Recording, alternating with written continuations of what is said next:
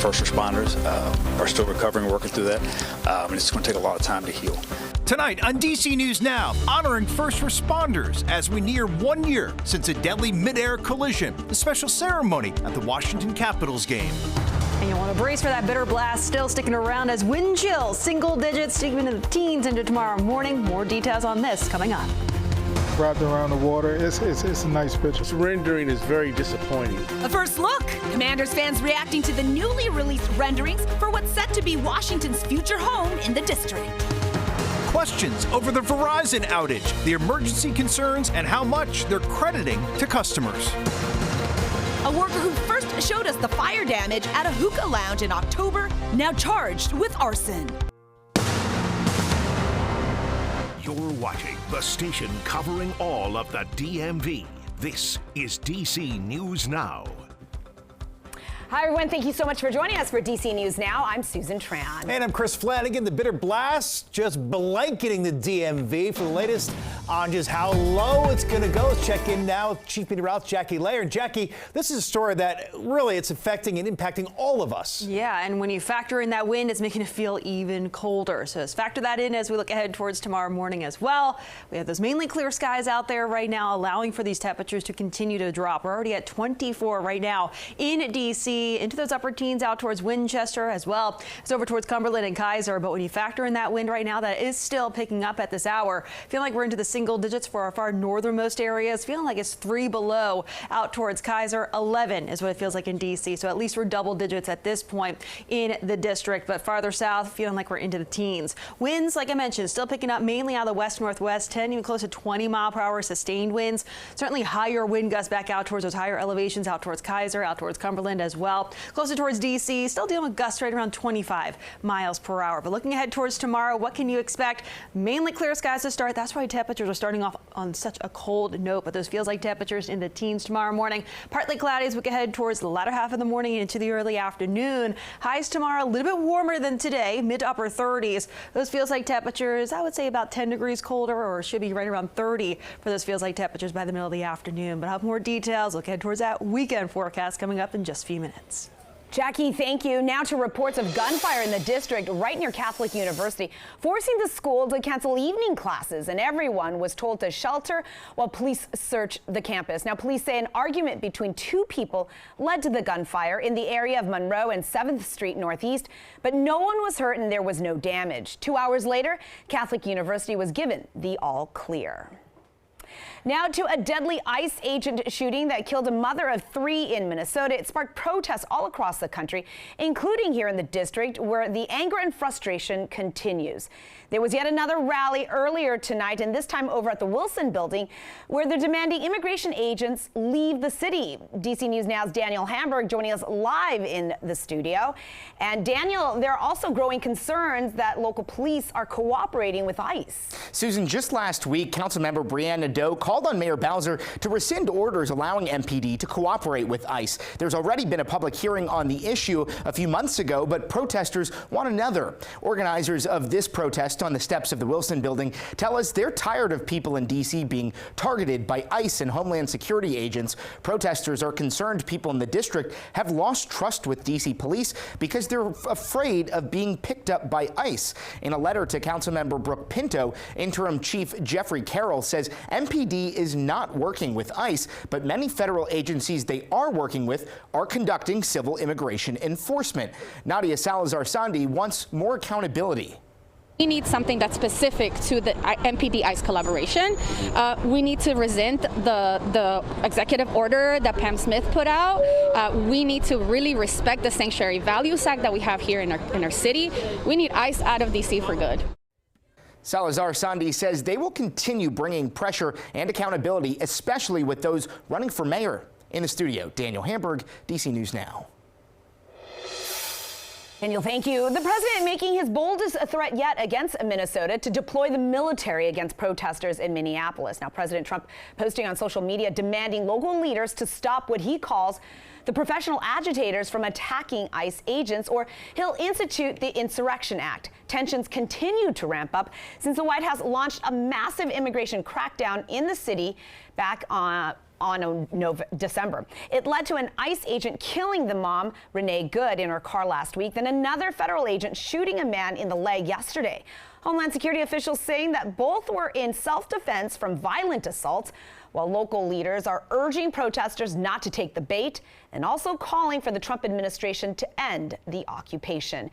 Meanwhile, a Homeland Security official saying that the ICE agent who shot Renee Good suffered internal bleeding from that encounter. Federal officials saying the mom of 3 used her car as a weapon, leading to the agent to shoot her 3 times at close range. Multiple videos, though, with different angles giving us conflicting narratives of what happened, as some show that Good was trying to turn and drive away. And in the district, nurses at MedStar Washington protested what they call systemic wage theft by hospital management. They allege that management falsified pay records, paid them incorrect amounts, didn't pay on the right date, and let paychecks go missing for weeks. Registered nurses at MedStar Washington have now filed a formal complaint with the D.C. Office of the Attorney General. Now to an update on a story we first told you about in Maryland last October when a fire damaged a Charles County hookah and cigar bar. Yeah, a woman we interviewed who was working there at the time, now facing arson charges. DC News Now's Tim Reed is checking back with the community who are sharing their outrage. Police say one of the suspects is an employee here at the Pasha Cigar Lounge. She and another man are accused of setting it on fire before it opened. Now, people I spoke with are calling this case disturbing. You know, that type of business doesn't have any place in Waldorf, or those business ethics, I should say, doesn't have any place in Waldorf. There's a lot of small business owners around here. We're all pretty stand-up people. Chris Medley is one of many in Waldorf who is upset to hear about what happened at this cigar lounge. Medley is a small business owner and says this sets a bad example for the community. They should be held 100% accountable. It shouldn't be something that is tolerated by local governments. Obviously, you know, that's terrible to see that much damage happened to that space. We interviewed Ashley Ellis, you see on your screen, last October.